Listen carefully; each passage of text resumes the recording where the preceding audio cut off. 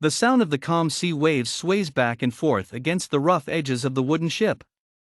Each splash would splatter tiny droplets enough to soak within the cracks of the hardened wood. Above the deck, members of Hemingway's crew paced back and forth with their daily tasks. The captain promised them fortune and glory with his convincing proposition that somewhere in the Pacific lies an island full of life's greatest treasure, love. Lately, the captain isolated within his quarters, solitude from the company of his ambitious crew. No one had seen him for hours, perhaps days. Until one very lad knocked thrice upon his door. "Captain," the pirate said. "Are you in there? Please come out and see the sun you coot."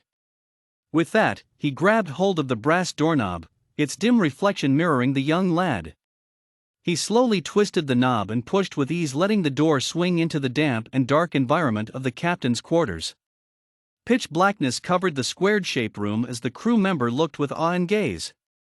He felt somewhat disturbed, but concerned, seeing that this is the first time he has entered the captain's bedroom. After what seemed like long minutes, he breathed in and spoke, "Captain. Are you there?" Again, nothing responded as his eyes adjusted the pitch-black void. The young lad noticed movement out of his peripheral vision before he could react. The dark figure approached behind and tackled him down to the floor.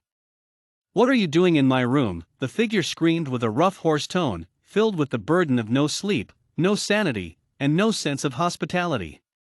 "Captain. Is that you?" "Let me go, sir, please," the young boy pleaded before he saw what looked like a tired, old man filled with exhaustion in his pupils.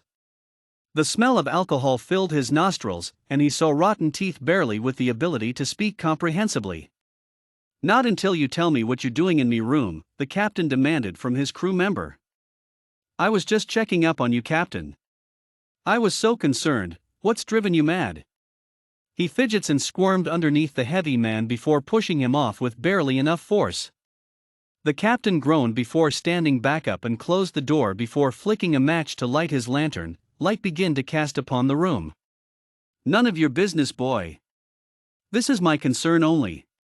The captain's attitude towards his young follower seemed to be harsh, but he insisted that it was for his good not to know the captain's motives. "Captain Hemingway.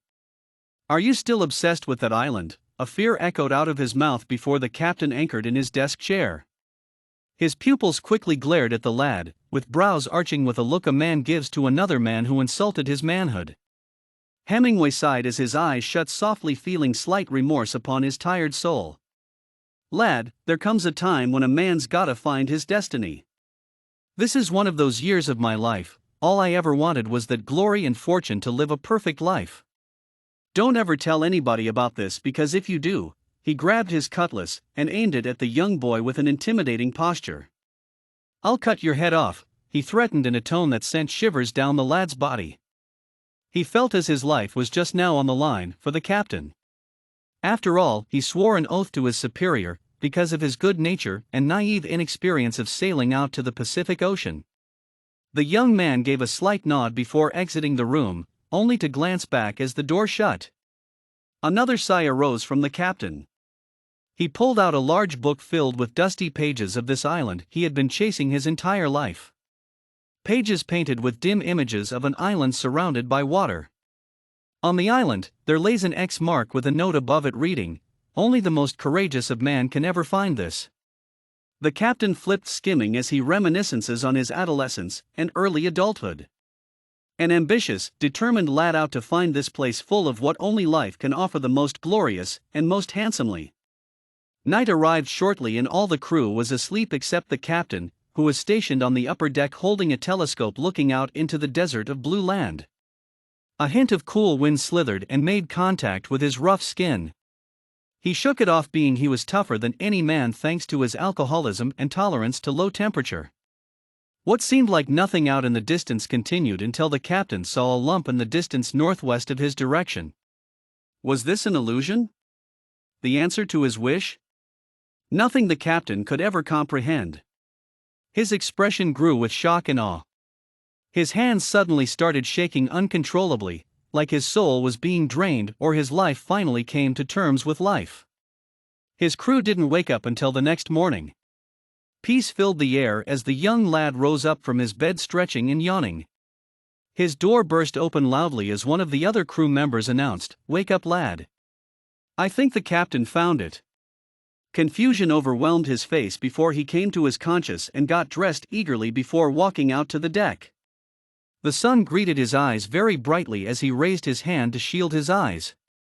The ship wasn't moving, almost more like it stood still. The lad walked over and overlooked the edge to see an island in front of him. Sand spread out like tan paper, and palm trees standing tall like towers. He couldn't believe it. With one swift move, he jumped down and felt the intensity of heat before his boots. He hadn't felt like this sense of the ground in months, so it was all invigorating to him. His eyes caught a crowd of the other accomplices gathered around something obscured from his vision. He took a few steps and slipped himself between two people and witnessed horror before his eyes. In front of him was a hole empty, and next to it was a chest cracked open. A piece of note appeared on the chest before a trail of footprints, and an unknown shape of the line followed behind. Inscribed on the note was the following: "Only the most courageous of man can ever find this."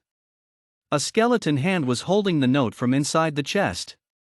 The young lad stood there shaken with paralysis, and as everyone ran away, retreating back to the ship.